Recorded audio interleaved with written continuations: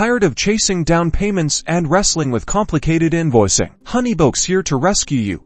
In this video, we're going to walk you through creating professional invoices with Honeybook, making your billing process smooth and efficient. Let's dive in. First, log into your Honeybook account and navigate to the Projects tab on the left-hand sidebar. Select the project you want to create an invoice for by clicking on it. Inside the project workspace, look for the Create New button, usually located at the top right of your screen, and give it a click. A drop-down menu will appear. Select Invoice from the options. Now, you'll see a blank invoice template. Start by adding your client's information. Honeybook may automatically populate this if the client is already in your system. Next, add your line items. Be descriptive. Include the service or product you provided, the quantity, and the price per unit. Honeybook will automatically calculate the total. If applicable, add any discounts or taxes. Honeybook makes it easy to apply these to individual line items or the entire invoice. Customize the payment schedule. You can set a specific due date or create a payment plan with multiple installments.